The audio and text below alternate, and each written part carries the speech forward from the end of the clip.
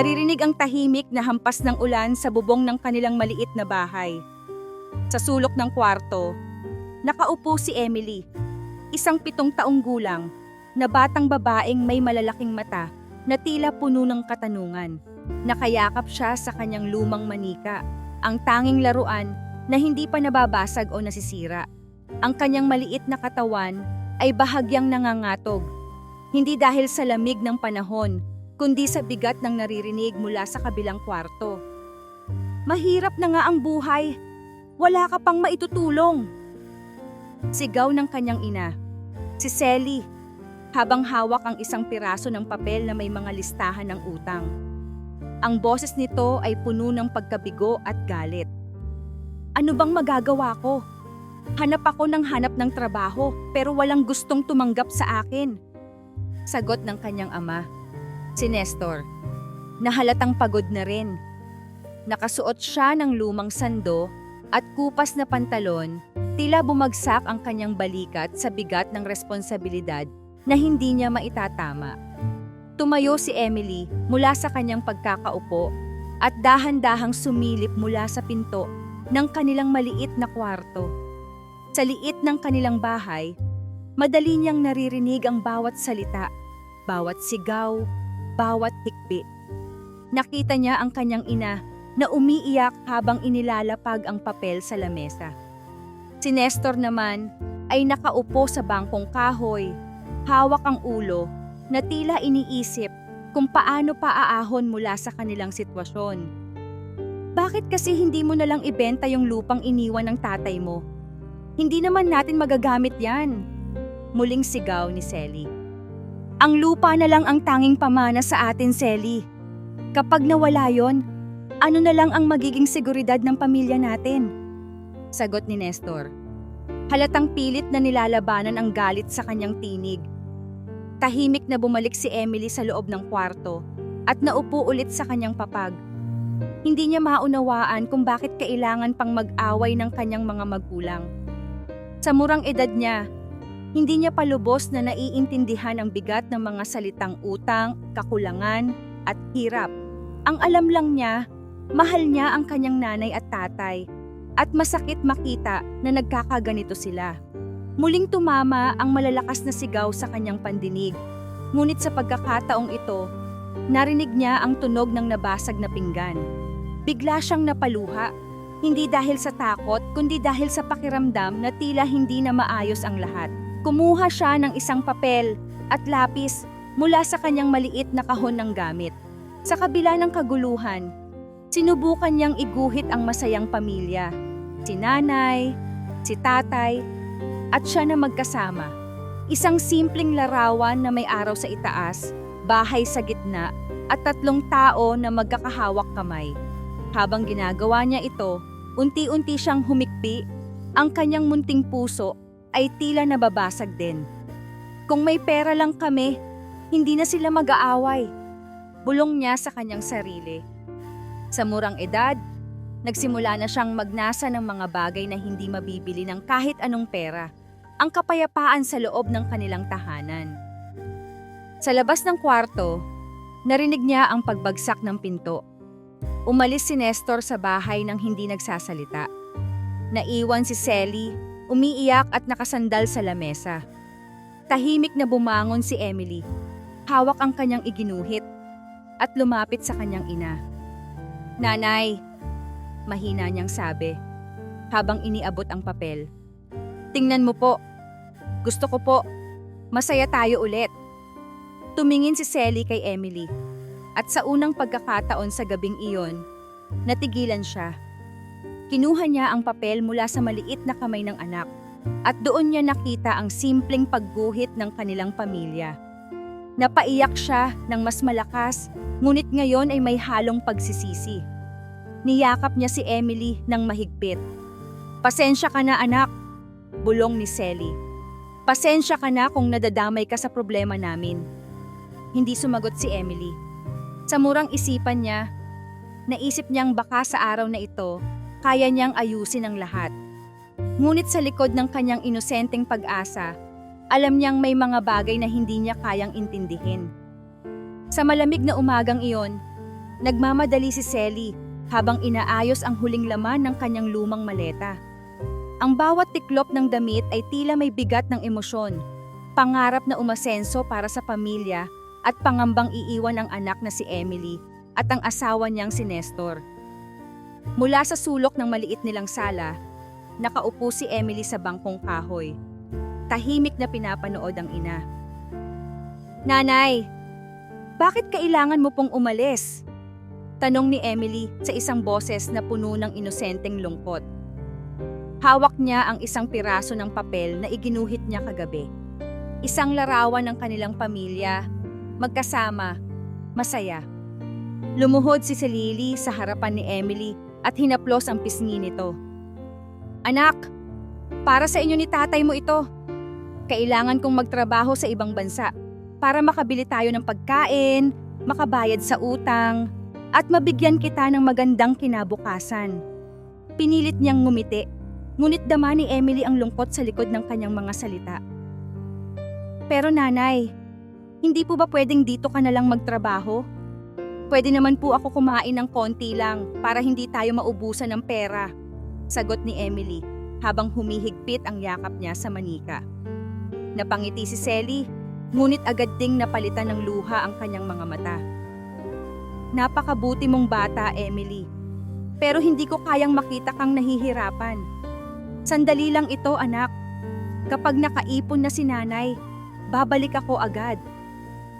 Sinubukan niyang gawing magaan ang boses, ngunit bumibigay na rin ang kanyang damdamin. Samantala, si Nestor ay tahimik na nakaupo sa isang tabi, nakatitig sa sahig. Alam niyang tama ang desisyon ni Selly, ngunit hindi niya maitatanggi ang kirot ng paghihiwalay. Walang katiyakan ang buhay na naghihintay kay Selly sa ibang bansa, at alam niyang malaking sakripisyo ang gagawin nito para sa kanilang pamilya. Dumating ang oras ng pag-alis. Sa terminal ng bus, mahigpit ang pagkakayakap ni Emily sa ina. "Nanay, huwag po kayong magtatagal ha? Ayaw ko pong mag-isa." "Hindi ka mag-isa, anak. Nandyan si tatay mo. Lagi mo lang akong ipagdasal ha?" Hinaplos ni Selly ang buhok ni Emily at hinalikan ang noo nito. Nang sumakay na si Selly sa bus, hindi na napigilan ni Emily ang pagpatak ng kanyang mga luha. Habang papalayo ang bus, pilit niyang hinabol ng tingin ng ina. Iniisip kung kailan ulit sila magkikita.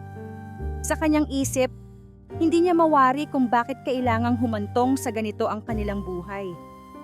Sa loob ng bus, si Selly naman ay nakatingin sa bintana, pinupunasan ang luha sa kanyang mga mata. Sa kabila ng lahat, dala niya ang isang simpleng larawan na iginuhit ng anak, ang kanilang masayang pamilya. Mahigpit niyang hawak ito. Umaasang balang araw ay magiging totoo muli ang eksenang nasa papel.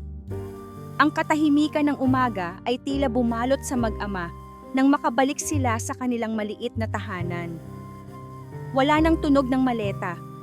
Wala nang boses ni Selly na nag-uutos o nagkukwento. Doon nagsimulang maramdaman ni Emily ang kakaibang lamig sa kanilang bahay. Pagkaraan ng ilang linggo, mula nang umalis si Selly, nagbago ang ritmo ng buhay ni na Emily at Nestor. Ang dating masiglang tahanan ay naging tahimik, puno ng kawalan.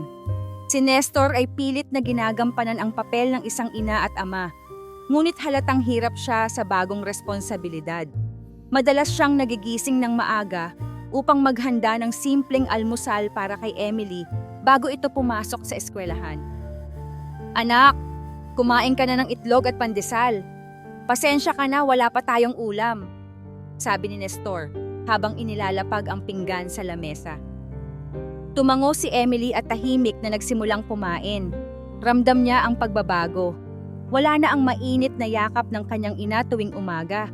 At kahit pilit mang maging malakas si Nestor, tila ba hindi nito mapunan ang kawalan ni Selly.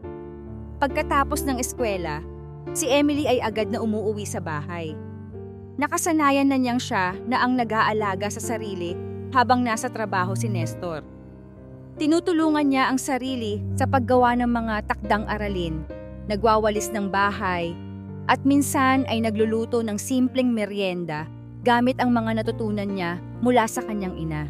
Ngunit habang patagal ng patagal ang pag-alis ni Sally, mas nararamdaman ni Emily ang lungkot. Minsan, nakaupo siya sa kanilang maliit na sala, hawak ang manika at nakatingin sa bintana, umaasang makikita ang pamilyar na figura ng kanyang ina na papasok sa kanilang gate. "Tatay, kailan po ba uuwi si nanay?" Tanong niya isang gabi habang magkasalo silang kumakain. Napatingin si Nestor sa anak. Pilit na ngumiti upang maibsan ang lungkot na alam niyang nadarama rin ni Emily. "Hindi ko masabi, anak. Pero tiyak ko, ginagawa niya ang lahat para makabalik agad." Nagpatuloy ang kanilang buhay sa ganitong paraan. Si Nestor ay naghahanap ng mga sideline upang madagdagan ang kinikita niya mula sa pamamasada ng tricycle. Isang araw, habang nasa eskwela si Emily, dumaan si Nestor sa kanilang tindahan upang bumili ng bigas. Nakipag-usap siya sa tindera. Napansin ang pagtaas ng presyo ng mga bilihin at muling naramdaman ang bigat ng kanilang sitwasyon. Habang patuloy na umaasa si Emily na uuwi ang kanyang ina, natutunan din niyang unawain ang sitwasyon ng kanyang ama.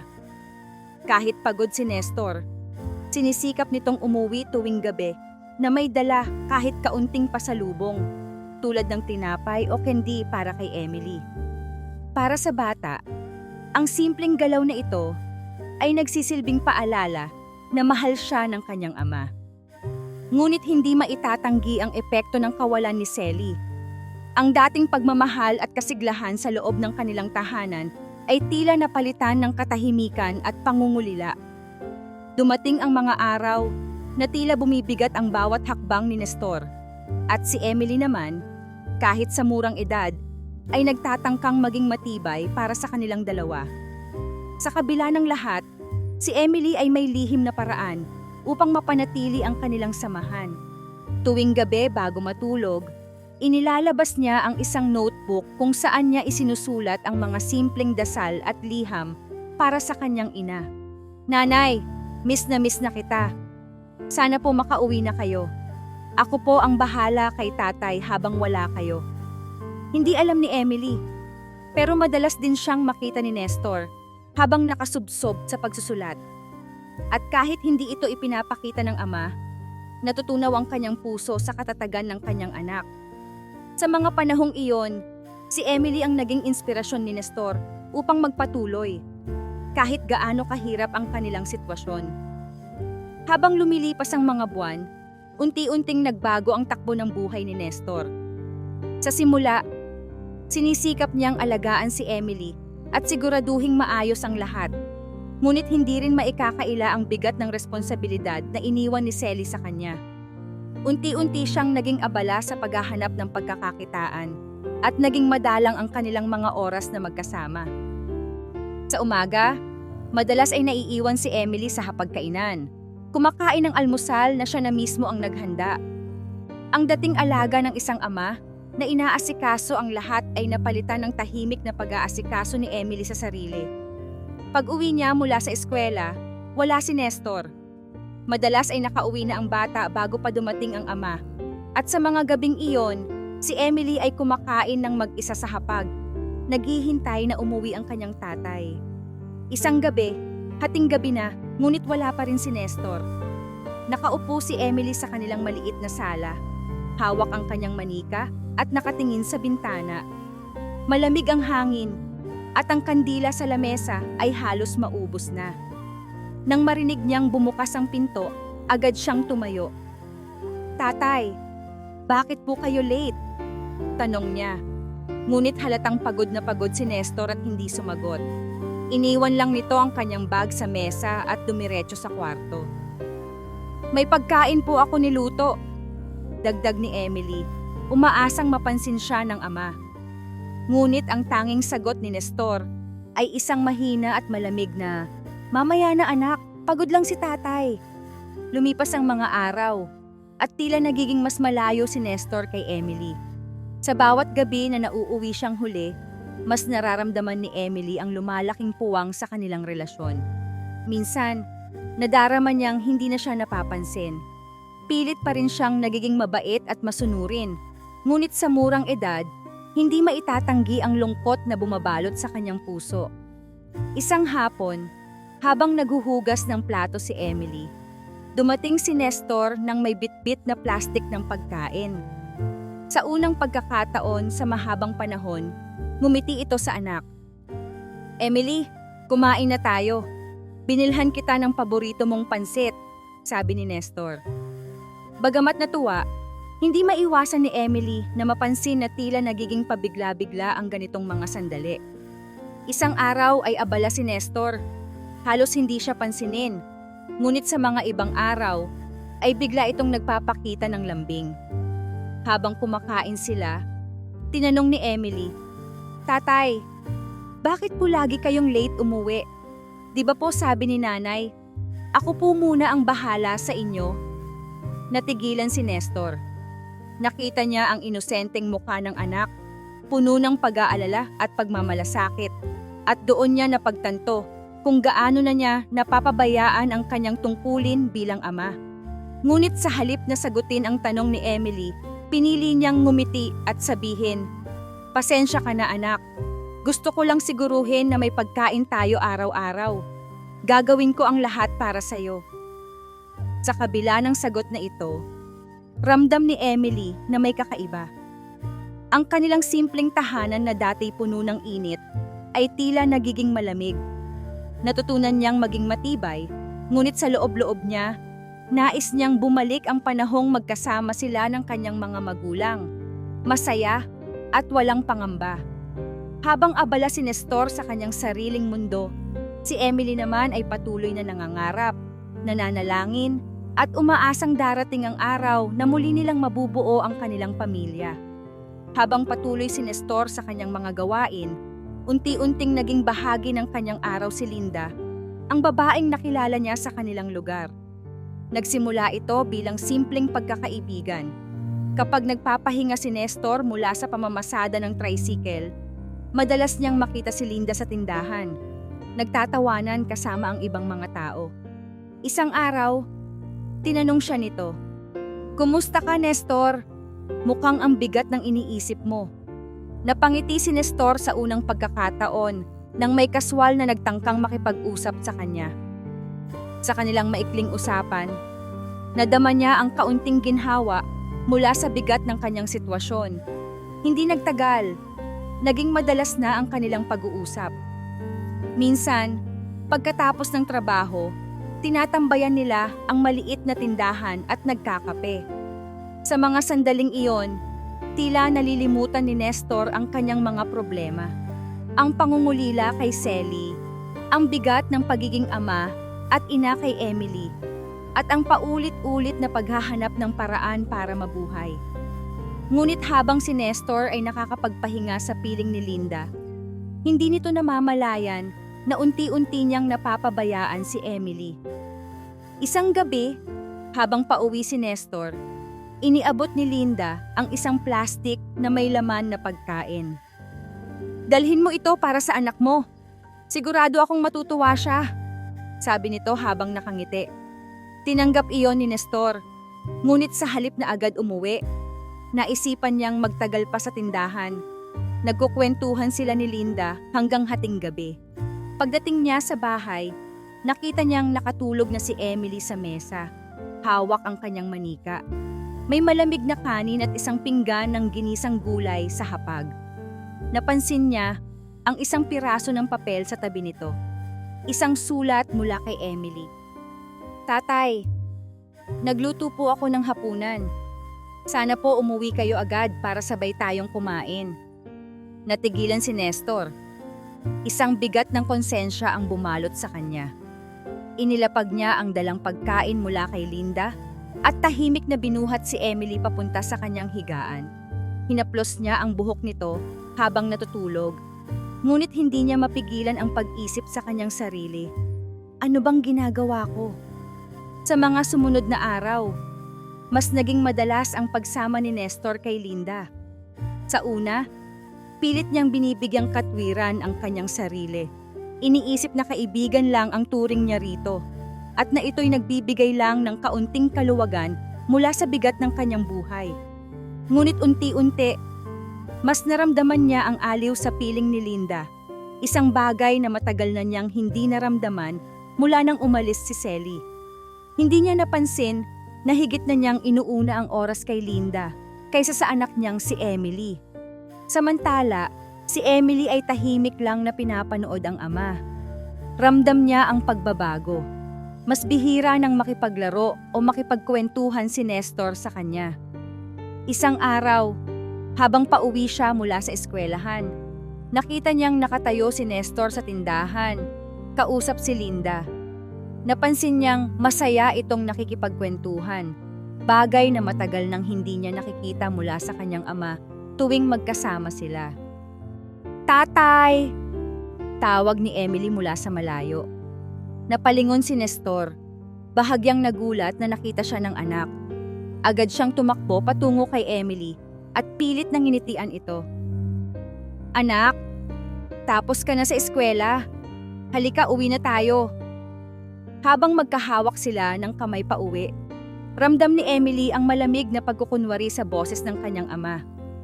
Tumahimik na lang siya, ngunit sa kanyang isip unti-unti nang nabubuo ang tanong, sino si Linda? At bakit mas madalas siyang kasama ni tatay kaysa sa akin? Sa gabing iyon, habang nakahiga si Emily sa kanyang banig, tahimik siyang nagdasal. "Nanay, sana po bumalik na kayo. Namimiss ko na kayo. At sana po magkausap ulit kami ng madalas ni tatay." Habang natutulog ang bata, si Nestor naman ay tahimik na nakaupo sa labas ng bahay. Iniisip kung paano babalansihin ang kanyang bagong mundo. Isang mundo na mas magulo kaysa dati. Isang hapon, maagang umuwi si Emily mula sa eskwelahan. Masaya niyang inaasahan na makakasalo niya ang kanyang ama sa merienda, tulad ng mga bihirang pagkakataon noon. Ngunit pagpasok niya sa kanilang bahay, napansin niyang tila may kakaibang nangyayari. May mga bakas ng sapatos sa sahig na hindi pamilyar sa kanya, at naririnig niya ang mahihinang tawanan mula sa loob ng kanilang sala. "Doon ka na lang muna maghintay, Linda. Sandali lang. Magpapalit lang ako ng damit," sabi ng pamilyar na boses ng kanyang ama. Natigilan si Emily sa narinig. Tahimik siyang sumilip mula sa pintuan ng sala at nakita niya ang isang babae na nakaupo sa kanilang lumang sofa. Si Linda, nakangiti, hawak ang isang tasa ng kape. Kitang-kita ni Emily ang kaswal na pakikitungo ng babae sa kanilang tahanan. Parang bahagi na ito ng kanilang buhay. Ngunit hindi siya pamilyar sa presensya nito. "Linda," bulong ni Emily sa sarili, habang naramdaman ang bigat ng kanyang dibdib. Hindi niya maintindihan ang eksaktong nararamdaman, ngunit alam niyang may kakaiba sa sitwasyon. Hindi niya kailanman nakita si Linda sa bahay nila noon, at ngayon, tila ba mas may espasyo ito sa kanilang pamilya kaysa sa kanya. Sa halong kaba at pagtataka, lumabas si Emily mula sa kanyang taguan. "Tatay?" Mahina niyang tawag. Nagulat si Nestor nang makita ang anak sa may pinto. Agad siyang naglakad papalapit kay Emily, pilit na pinapakalma ang sarili. "Anak, maaga ka yatang umuwi. Kumusta ang eskwela?" Tanong niya. Pilit na inililihis ang atensyon ng bata. "Sino po siya, tatay?" Diretsong tanong ni Emily, habang nakatingin kay Linda.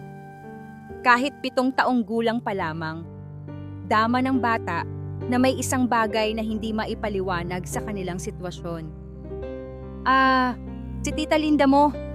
Kaibigan lang ni tatay," sagot ni Nestor. Ngunit halata sa kanyang boses ang bahagyang pagkabalisa. "Dumaan lang siya para maghatid ng..." "Bakit po siya nandito sa bahay natin?" Putol ni Emily, puno ng inosenteng pagtataka. Ngunit ramdam ang lungkot sa kanyang tinig. "Hindi po ba dapat tayo lang dito?" Napatingin si Linda kay Nestor. Tila nag-aalangan kung ano ang gagawin. Tumayo siya at ngumiti kay Emily. "Pasensya ka na, iha. Kaibigan lang talaga ako ng tatay mo. Wala akong masamang intensyon." Tumango si Emily, ngunit hindi siya sumagot. Dahan-dahan siyang umatras papunta sa kanilang kwarto at isinara ang pinto. Umupo siya sa papag. Tahimik na binubuo sa kanyang isipan ang mga nakita at narinig. Hindi niya lubos na maintindihan ang lahat, ngunit ramdam niya ang layo na unti-unting nabubuo sa pagitan nila ng kanyang ama. Sa labas, tahimik na nagpaalam si Linda kay Nestor. "Siguro kailangan mo nang ipaliwanag sa anak mo ang lahat," sabi nito bago lumabas ng bahay. Matapos umalis ni Linda, kumatok si Nestor sa pinto ng kwarto ni Emily. "Anak, pwede ba tayong mag-usap?"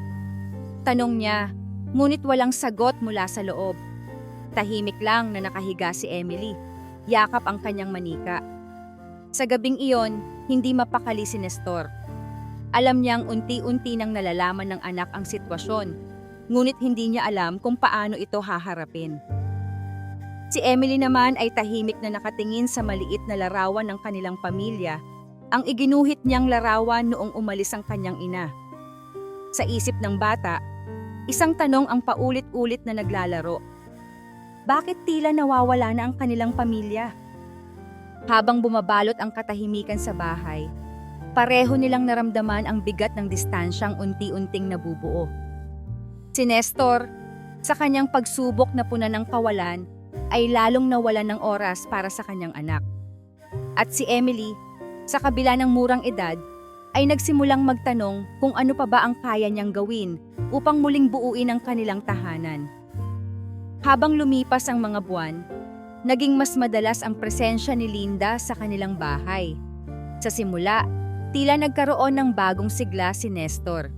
Lagi siyang nakangiti at tila mas magaan ang kanyang pakikitungo sa buhay. Madalas ay nagdadala si Linda ng pagkain o mga bagay para kay Emily.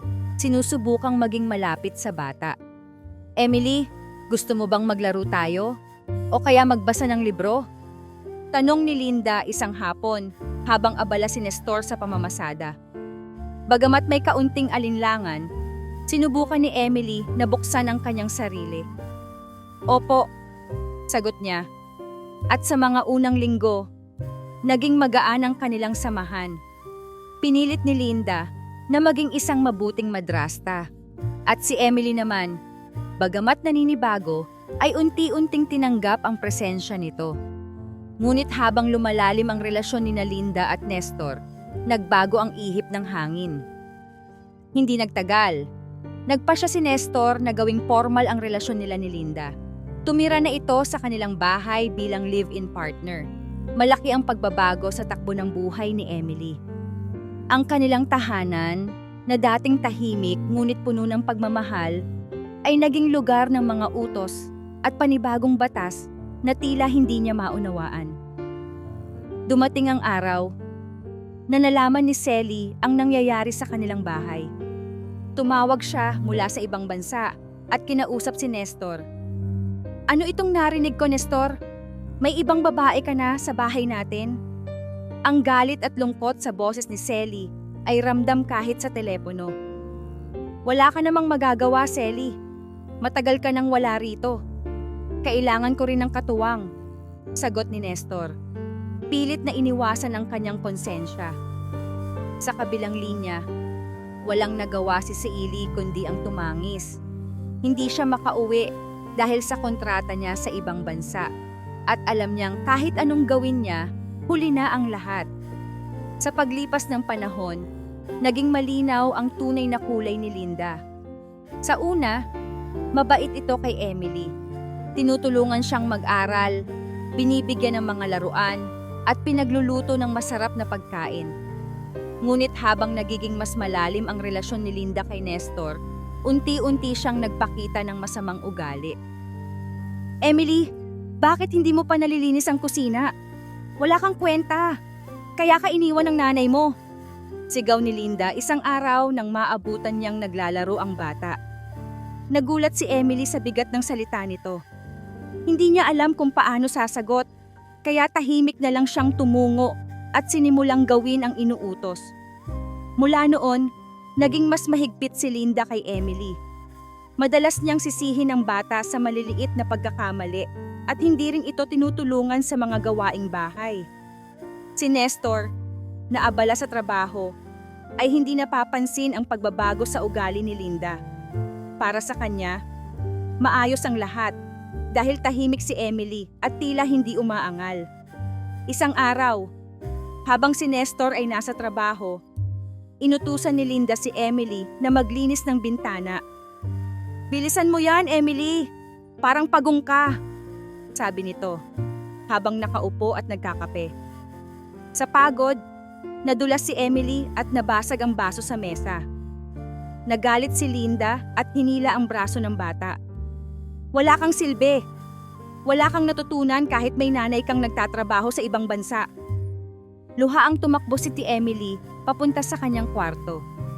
Sa maliit na sulok na iyon, hawak niya ang lumang manika at ang iginuhit na larawan ng kanilang masayang pamilya. "Nanay, gusto ko na pong bumalik kayo," bulong niya sa kanyang sarili habang humahagulgol. Habang tumitindi ang panunupil ni Linda, naging malinaw kay Emily na wala siyang ibang kakampi sa bahay. Ngunit sa kanyang murang edad, nagsimula siyang mangarap ng araw na magiging malaya siya mula sa mga sakit na nararamdaman.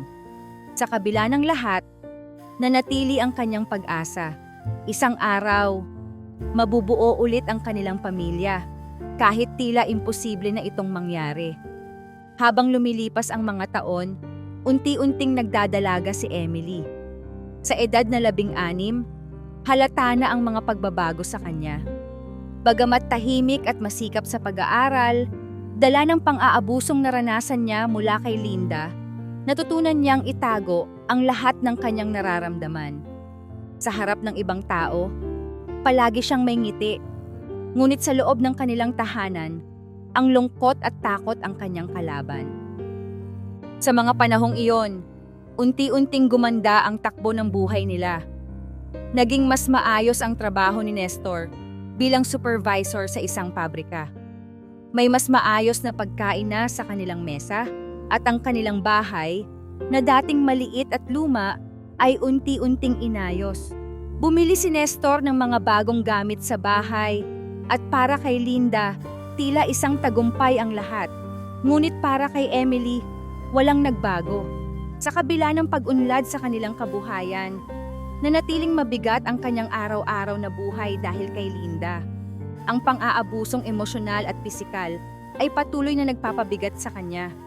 "Emily, ilang beses ko bang sasabihing linisin mo ang kwarto mo bago ka pumasok sa eskwela?" Sigaw ni Linda isang umaga habang abala si Emily sa paghahanda ng kanyang gamit. "Opo, Tita Linda. Pasensya na po," mahinang sagot ni Emily. Pilit na tinatago ang kanyang pagkadismaya. Madalas niyang marinig si Linda na nagrereklamo kahit sa pinakamaliliit na bagay. Kapag may nagawang mali si Emily, palaging may kasamang panunumbat o parusa. "Ang malas ko talaga sa'yo.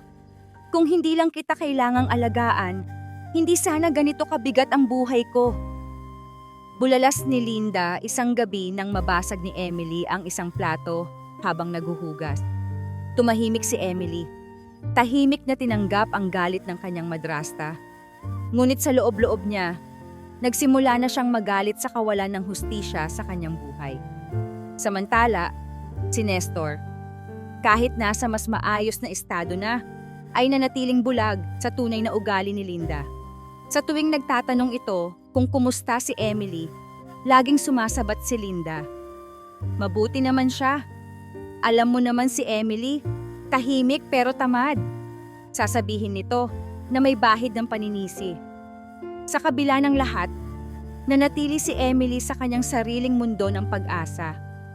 Patuloy siyang nag-aaral ng mabuti, nagbabasa ng mga libro, at iniisip ang araw na makakaalis siya sa kanilang bahay. Sa eskwela, may ilang guro at kaklase na humahanga sa kanyang tiyaga at talino. Ngunit hindi nila alam ang bigat na kanyang dinadala sa araw-araw. Isang araw, dumating si Linda habang nag-aaral si Emily sa kanilang mesa. Inagaw nito ang kwaderno ng dalaga at nagtanong, "Ano ba itong pinag-aaralan mo? Mabuti pa, tumulong ka na lang sa akin sa kusina." Walang kwenta yung mga pangarap mo kung hindi mo ako matutulungan sa bahay. Hindi sumagot si Emily. Tahimik niyang kinuha ang kwaderno mula sa kamay ni Linda at tumayo. Sa kauna-unahang pagkakataon, tumingin siya ng diretso sa madrasta niya. Sa kabila ng takot, may bakas ng tapang sa kanyang boses. Tita Linda, ginagawa ko naman po lahat ng inuutos niyo. Bakit hindi pa rin po kayo masaya? Natigilan si Linda sa tanong ni Emily. Sa unang pagkakataon, nakita niya ang determinasyon sa mata ng dalaga, ngunit hindi siya nagpatalo. Wala akong panahon sa drama mo, Emily. Kung gusto mong manahimik ang buhay mo, sumunod ka lang. Sa gabing iyon, muling isinulat ni Emily sa kanyang notebook ang kanyang mga pangarap. Balang araw, makakaalis din ako rito. Magkakaroon ako ng buhay na malaya sa sakit at takot. Hindi niya alam kung paano niya mararating ang pangarap na iyon, ngunit naniniwala siyang hindi magtatagal ang kanyang kalbaryo. Sa kabila ng lahat ng hirap na dinaranas niya, patuloy na tumibay si Emily. Alam niya na darating ang araw na mababoy niya ang buhay na tila nawala sa kanya mula pa noong iniwan sila ng kanyang ina. Sa murang edad, natutunan niyang maging matatag, hindi lamang para sa sarili, kundi para sa kinabukasang kanyang inaasam. Sa paglipas ng mga buwan, unti-unting nagiging mas mapanira si Linda sa bawat pagkakataon na mababanggit ang pangalan ni Sally sa kanilang tahanan. Madalas itong magdala ng mga issue na pilit niyang binabaluktot upang tuluyang sirain ang imahe ng ina ni Emily kay Nestor. Isang gabi, habang magkasalo ang dalawa sa hapunan, sinimulan na naman ni Linda ang paksa tungkol kay Sally. Nestor, alam mo ba, ang dami kong naririnig tungkol kay Sally mula sa mga kapitbahay. Bungad ni Linda habang nagsasandok ng kanin. Napakunot ang noo ni Nestor. Anong ibig mong sabihin? May nagsabi sa akin na sa abroad, hindi raw puro trabaho ang inaatupag niya. May mga naririnig akong chismis na masaya raw siyang namumuhay doon. Wala man lang iniintindi tungkol sa inyo ni Emily. Patuloy ni Linda, kunwaring puno ng malasakit. Tumahimik si Nestor, ngunit halata sa kanyang mukha ang kirot sa mga salitang narinig. Hindi siya agad nagsalita, ngunit ang tahimik niyang pag-iisip ay isang indikasyon na nag-uumpisa ng magduda ang kanyang puso. Sa bawat salitang binitiwan ni Linda, tila ba unti-unti niyang kinakalimutan ang mga magagandang alaala niya kay Sally. Si Emily, na nagliligpit ng pinagkainan sa likod, ay tahimik na nakikinig. Sa kanyang murang edad, alam niya kung paano magbasa ng emosyon at ramdam niyang pilit na nilalason ni Linda ang isip ng kanyang ama laban sa kanyang ina. Hindi totoo yan! Bulong ni Emily sa sarili, ngunit wala siyang lakas ng loob na magsalita. Kung ako sa'yo, Nestor, tumigil ka na sa kakaisip sa kanya. Wala na siyang pakialam sa pamilya mo. Ang tagal-tagal mo nang umaasa na babalik siya. Pero ano? Hanggang ngayon, wala. Ako ang nandito para alagaan ka. Para alagaan si Emily. Kahit hindi ko siya kadugo. Dagdag pa ni Linda. Sabay buntong hininga na parang siya ang tunay na biktima sa lahat ng ito. Pagkatapos ng hapunan, umalis si Nestor para magpahangin sa labas. Naiwang mag-isa si Emily sa loob ng bahay. Patuloy na iniisip ang narinig niya. Napansin niyang si Linda ay nasa sala, abala sa panonood ng telebisyon. Tila ba wala itong pakialam sa epekto ng kanyang mga sinabi. Hindi mapigilan ni Emily ang kanyang emosyon. Tahimik niyang kinuha ang kanyang kwaderno at nagsulat ng liham para sa kanyang ina. Nanay, miss na po kita. Sana po bumalik na kayo. Ang dami pong nangyayari dito sa bahay na hindi ko po maintindihan. Si tatay, parang nagagalit na rin po sa inyo dahil sa mga sinasabi ni Tita Linda. Pero alam ko pong hindi totoo ang sinasabi niya. Sana po nandito kayo para ipagtanggol ako. Isinulat niya, habang pumapatak ang luha sa kanyang mga mata.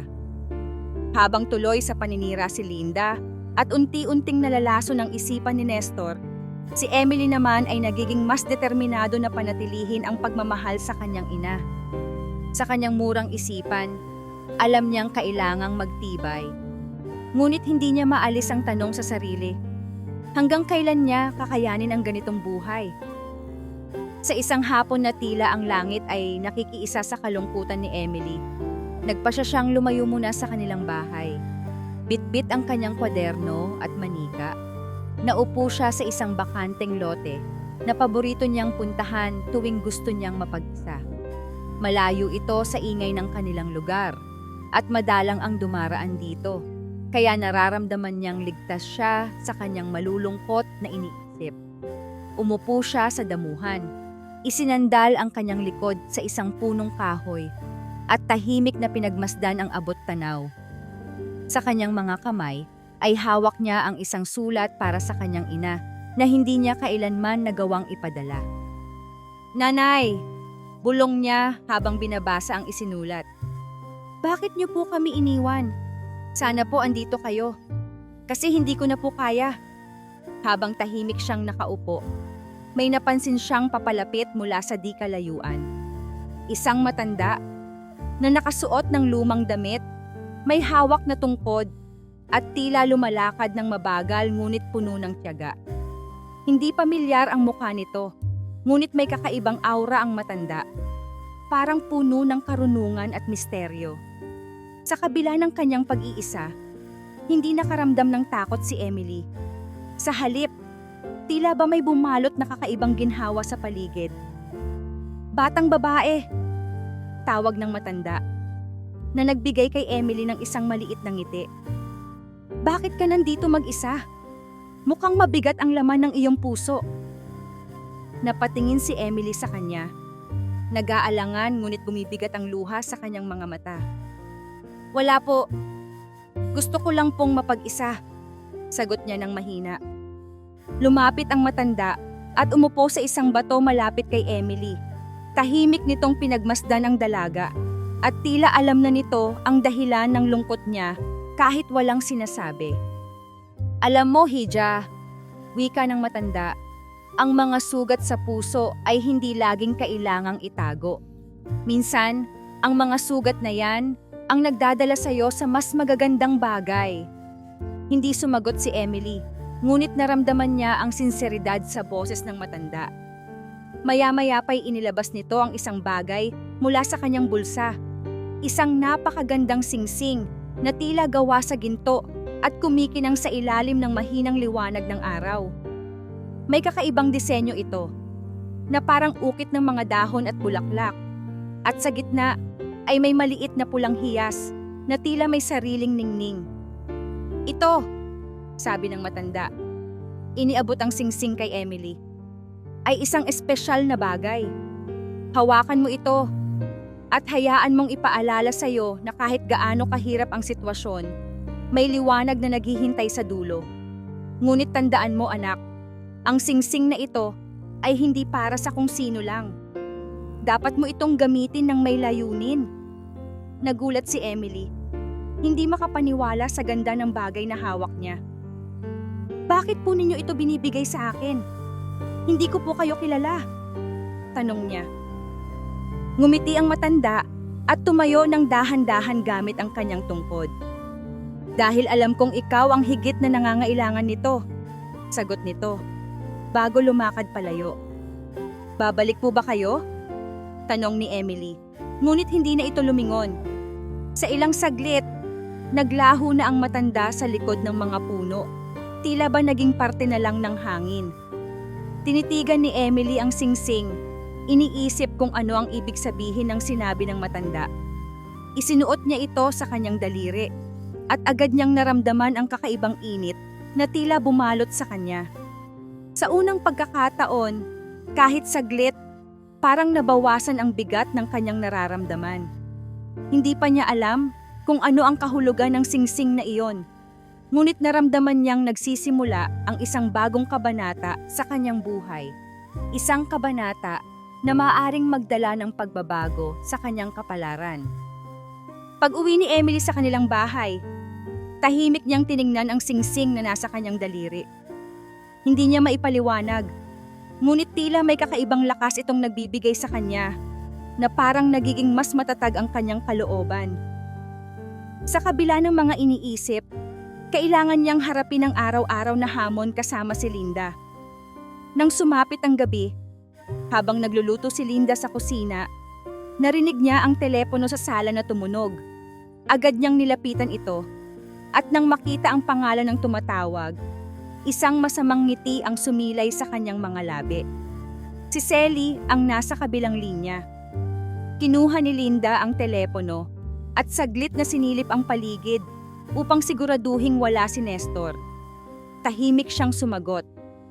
"Hello? Sino to?" "Selly ito. Pwede ko bang makausap si Emily?" Sagot ni Selly. Halatang sabik na marinig ang boses ng kanyang anak. Ngunit sa halip na tawagin si Emily, sinimulan ni Linda ang kanyang plano. "Selly, bakit ka pa tumatawag? Alam mo bang mas mabuti para kay Emily kung hindi mo na siya ginugulo? Ang dami niyang ginagawa dito, at baka lalo lang siyang masaktan kapag narinig ka niya." "Anong ibig mong sabihin, Linda?" tanong ni Selly. Ramdam ang lungkot at pagkabahala sa boses nito. "Simple lang," sagot ni Linda habang pinipigilan ang sariling tumawa. "Ang buhay namin dito ay maayos na. Ayaw kong sirain mo ang tahimik naming pamilya. Mas mabuting huwag mo na lang silang abalahin." Hindi makapagsalita si Selly. Ramdam niya ang bigat ng mga salita ni Linda, ngunit bago pa man siya makasagot, binaba na nito ang telepono. Habang naglalakad pabalik sa kusina, hindi maiwasang mapangiti si Linda sa kanyang tagumpay. Samantala, sa kwarto ni Emily, abala siya sa pagsusulat sa kanyang kwaderno nang biglang maramdaman niyang parang may kakaibang init na bumalot sa kanyang kamay, kung saan suot ang singsing. Nagdulot ito ng kakaibang pakiramdam, na parang tinatawag siya upang alamin kung ano ang nangyayari. Lumabas siya ng kwarto at nakita si Linda na naglalakad pabalik sa kusina. Napansin niya ang telepono na nakapatong sa mesa, ngunit parang kakaiba ang kilos ni Linda, parang may itinatago. "Tita Linda, sino po ang tumawag?" tanong ni Emily, pilit na iniintindi ang sitwasyon. Wala. Mali lang ang numero," sagot ni Linda. Mabilis ang tono, habang iniiwasan ang tingin ni Emily. Ngunit sa puso ni Emily, alam niyang may mali. Bigla niyang naalala ang sinabi ng misteryosong matanda. "Gamitin mo ang singsing ng may layunin." Hinaplos niya ang singsing at naramdaman niyang tila nagkakaroon siya ng lakas na harapin ang katotohanan. "Tita Linda, totoo po ba? Hindi po ba si nanay ang tumawag?" Diretsong tanong ni Emily, na ikinagulat ni Linda. "Ano bang sinasabi mo? Huwag kang nag-iimbento, Emily," sagot ni Linda. Ngunit halata ang pagkabahala sa kanyang muka. Hindi na nagpumilit si Emily. Tahimik siyang bumalik sa kanyang kwarto, ngunit sa kanyang puso, alam niyang may paraan para malaman ang katotohanan. Habang hawak ang singsing, naramdaman niyang unti-unti siyang nagiging matapang. Mula sa araw na iyon, nagpasya siyang hanapin ang paraan upang makausap muli ang kanyang ina at mabawi ang koneksyong pilit na winawasak ni Linda. Dumating ang araw ng debut ni Emily. Sa kabila ng hirap at pang-aabuso na naranasan niya sa kamay ni Linda, pilit niyang ginawang espesyal ang araw na iyon. Suot niya ang simpleng damit na regalo ng isang kaibigan mula sa eskwelahan, at sa kanyang daliri ay kumikislap ang misteryosong singsing na tila nagbibigay sa kanya ng lakas ng loob. Ang maliit na sala ng kanilang bahay ay napuno ng ilan sa mga kakilala ni Emily, pati na rin ang mga kaibigan ni Nestor na inanyayahan ni Linda. Sa unang tingin, maayos ang takbo ng selebrasyon. May kaunting musika, kaunting pagkain, at simpleng dekorasyon na inihanda ni Emily mismo. Ngunit sa likod ng lahat ng ito, nakaplano na ang masamang balak ni Linda. Habang abala ang lahat sa pagkuha ng litrato at pakikipag-usap, nagpunta si Linda sa kusina. Kinuha niya ang isang mangkok ng ginisang gulay na itinabi niya mula nung nakaraang gabi. Alam niyang panis na ito. Palihim niyang inilagay ito sa mesa at siniguradong ito ang mapupunta kay Emily. Emily, anak, kumain ka muna. Baka magutom ka sa dami ng ginagawa mo, sabi ni Linda na may peking ngiti habang iniabot ang pinggan. Nagulat si Emily, ngunit hindi na siya tumanggi. Nakita niyang lahat ay abala sa kani-kaniyang usapan, kaya't tahimik niyang sinimulang kainin ang pagkain. Ngunit sa unang subo pa lang, may kakaibang lasa na agad niyang naramdaman. Saglit siyang tumigil, ngunit upang hindi mapahiya, sinubukan niyang lunukin ang kinain. Maya-maya, naramdaman niya ang pagsakit ng kanyang tiyan. Napahawak siya sa kanyang bibig at tumayo. Ngunit hindi niya napigilan ang pagsuka sa mismong harapan ng mga bisita. Nagulat ang lahat at nagsimulang magbulungan. Ano nangyari? Tanong ng isang bisita. Bakit nasuka si Emily? Napatingin si Nestor kay Linda na abala sa pagsisinungaling. Baka naman nasobrahan lang siya sa pagod, sagot nito. Pilit na tinatakpan ang masamang balak. Si Emily, sa kabila ng kahihiyan, ay tumakbo sa banyo upang maghilamos. Habang ginagawa ito, naramdaman niya ang init na nagmumula sa singsing sa kanyang daliri. Ang kakaibang lakas nito ay tila nagbigay sa kanya ng kalmadong pag-iisip sa gitna ng gulo. Matapos mag-ayos, binalikan niya ang mga bisita. Pilit na pinipigilan ang sariling mapaiyak. Sa sala, napansin niya ang kakaibang ekspresyon sa mukha ng isang bisita, si Mr. Delgado. Ang kanyang tingin ay nakapako sa kanyang kamay, partikular sa suot niyang singsing. Sa kabila ng mga bulong-bulungan, lumapit si Mr. Delgado at tinapik ang kanyang balikat.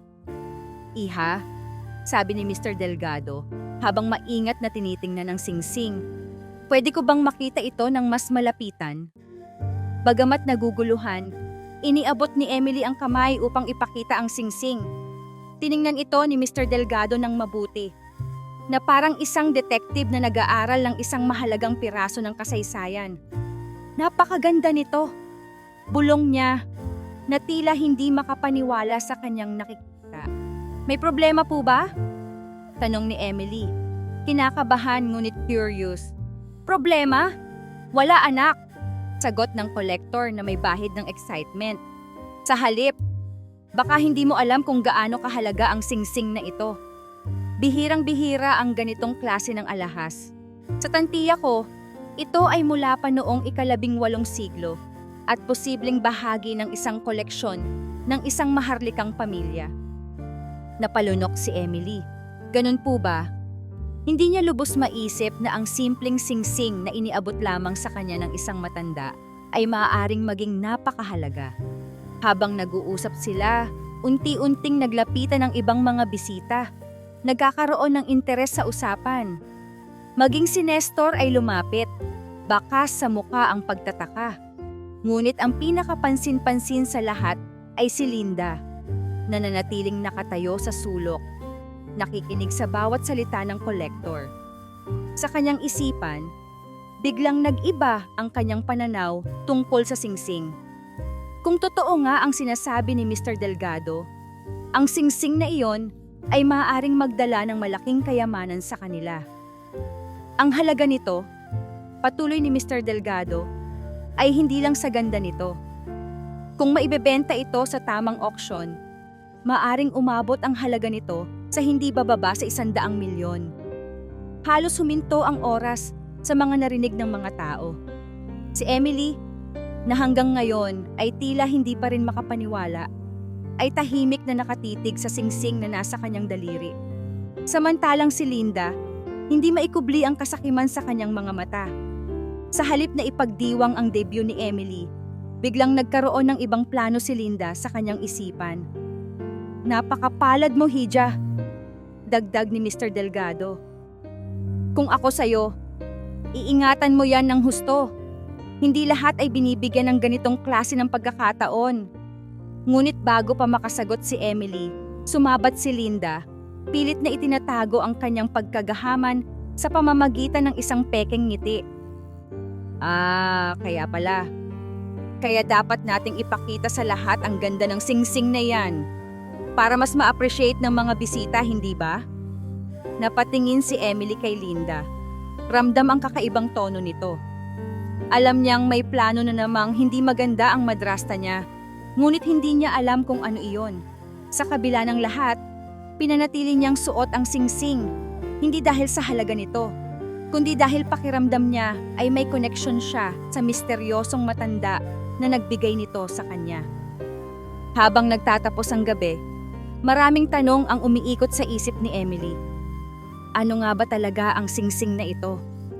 At bakit tila nagbabago ang pagtrato ni Linda mula nang malaman ang halaga nito? Alam niyang ang kanyang debut, na sana'y puno ng saya, ay nagiging simula ng isang mas malaking kwento na hindi pa niya lubos na nauunawaan.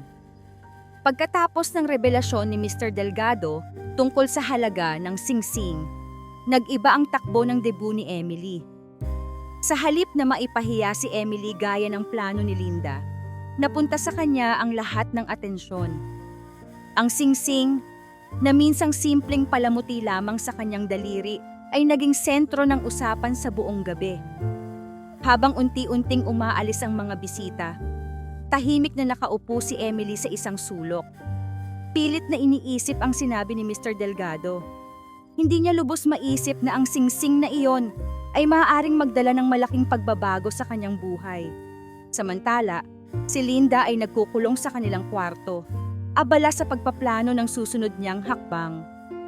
Ito na ang pagkakataon ko, bulong ni Linda sa sarili. Kung maibebenta ko ang singsing na iyon, magiging milyonarya ako. At pagkatapos, pwede kong iwan si Nestor at ang walang kwentang batang iyon. Kinabukasan, maagang nagising si Emily. Habang nag-aayos ng gamit sa kusina, lumapit si Linda na may kakaibang ngiti sa muka. Emily, pwede ba tayong mag-usap? Tanong nito na tila puno ng kabaitan. May kailangan po ba kayo, Tita Linda? Tanong ni Emily. Medyo nagtataka sa tono nito. Alam mo, naiisip ko lang na baka mas mabuting ibenta natin ang singsing mo. Nakita mo naman kung gaano ito kahalaga, di ba? Kung maibebenta natin ito, makakatulong tayo sa pamilya. Hindi ba gusto mo ring gumanda ang buhay natin? Sabi ni Linda, pilit na itinatago ang tunay niyang motibo. Napatingin si Emily sa singsing. Bagamat naisip niyang may punto si Linda, naramdaman niya ang kakaibang bigat sa sinabi nito. Hindi niya maalis ang pakiramdam na hindi lang pera ang halaga ng singsing na ito. Pakiramdam niya ay para itong isang bagay na may malalim na kahulugan. Isang koneksyon sa kanyang pagkatao na hindi niya pa lubos na nauunawaan. Hindi ko po alam, Tita Linda, sagot ni Emily ng maingat. Gusto ko pong mag-isip muna. Hindi ko pa po alam kung ano talaga ang dapat kong gawin. Nainis si Linda, ngunit pinilit niyang itago ang kanyang pagkadismaya. Sige, sabi nito, pilit na ngumiti. Pero isipin mo, Emily, ito ang pagkakataon mo para tulungan ang tatay mo at ang pamilya natin. Hindi laging dumarating ang ganitong oportunidad. Habang lumipas ang araw, mas naging halata ang pagpilit ni Linda. Madalas siyang magbigay ng mga komento na tila nagtutulak kay Emily na ibenta ang singsing. Ang dami nating kailangan sa bahay, Emily. Kung maibebenta mo lang yan, wala na tayong problema. Sasabihin niya habang nagluluto o habang nagwawalis sa sala. Samantala, si Nestor ay tila wala pa ring ideya sa mga nangyayari. Abala siya sa trabaho at bihira siyang makauwi ng maaga. Hindi niya napapansin ang mga tensyon sa bahay, lalo na ang lumalalang ugali ni Linda. Isang gabi, habang nakahiga si Emily, muling tumingkad ang pulang hiyas ng singsing. Para bang may gustong iparating ang alahas sa kanya. Narinig niya ang boses ng matandang nagbigay nito sa kanya. Huwag kang magpapalinlang. Ang singsing na ito ay higit pa sa halaga ng pera. Ito ang susi sa iyong kinabukasan. Nagising si Emily mula sa tila panaginip. Napalunok siya ng kaba. Alam niyang hindi niya dapat basta ibigay ang singsing kay Linda. Ngunit hindi rin niya alam kung paano niya mapapanatili ito ng ligtas. Habang lumalalim ang gabi, isang plano ang nabuo sa isip ni Linda. Hindi na siya maghihintay ng desisyon mula kay Emily. Kailangan niyang agawin ang singsing, kahit pa anong mangyari. Ngunit si Emily, sa kabila ng kanyang kabataan, ay nagsisimula ng maging handa. Alam niyang kailangang maging matalino at matapang sa pagharap sa susunod na kabanata ng kanilang buhay. Pagkatapos ng maraming gabi ng pag-iisip, nagdesisyon si Emily na ibenta ang singsing. Hindi dahil sa kagustuhan ni Linda o kahit na kanino, kundi dahil gusto niyang magkaroon ng bagong simula para sa kanyang sarili at sa kanyang pamilya. Napagtanto niya na ang halaga ng singsing ay maaaring magbigay ng kalayaan, hindi lamang sa kanya, kundi sa kanyang ina na matagal nang nagtitiis sa ibang bansa. Kinontak niya si Mr. Delgado na tumulong upang maibenta ang singsing sa isang lehitimong auction house. Sa tamang lugar at tamang mga tao, naibenta ang singsing sa halagang mahigit 100 milyon. Ang napakalaking halaga ay sapat upang baguhin ang kanilang buhay. Una sa lahat, ginamit ni Emily ang pera upang bayaran ang lahat ng utang ng kanyang ama. Pagkatapos, nagpadala siya ng malaking bahagi nito sa kanyang ina, si Sally, kasama ang isang liham na nagsasabing, "Nanay, panahon na po para umuwi ka. Hindi na po kailangan magtrabaho sa ibang bansa. Nandito po ako, naghihintay, at gusto ko pong maging masaya ulit ang pamilya natin." Pagkaraan ng ilang linggo, umuwi si Sally. Sa unang pagkakataon sa maraming taon, muling nakita ni Emily ang kanyang ina. Yakap-yakap niya ito sa kanilang maliit na bahay. Ngunit sa pagkakataong ito, ramdam nila ang pag-asa na dulot ng bagong simula. Kasama ang kanilang natirang pera, nagtayo si Emily at Sally ng maliit na negosyo. Masaya nilang pinamamahalaan ito at unti-unting gumanda ang kanilang buhay. Si Emily ay nakapagtapos ng pag-aaral at sa kalaunan ay nagtayo ng sarili niyang pamilya, habang si Sally ay naging masaya sa piling ng kanyang anak. Samantala, naging miserable ang buhay ni Nestor at Linda. Nang malaman ni Nestor ang ginawa ni Linda, ang paulit-ulit na paninira nito kay Sally at ang masamang pagtrato kay Emily, iniwan niya ito at nag-umpisang muli sa ibang lugar. Naiwan si Linda, nag-iisa at naghihirap, habang nilamon ng kasakiman ang natitira pa sanang pag-asa sa kanyang buhay. Lumipas ang mga taon, nagtagumpay si Emily sa kabila ng lahat ng hirap na dinanas. Hindi lamang pera ang nakuha niya mula sa singsing, kundi ang aral na ang tunay na halaga ng buhay ay hindi nasusukat sa kayamanan, kundi sa mga mahal sa buhay na pinili mong ipaglaban. Ang dating pighati sa kanyang puso ay napalitan ng galak at ang kanyang tahanan, sa wakas, ay naging puno ng pagmamahal at kapayapaan.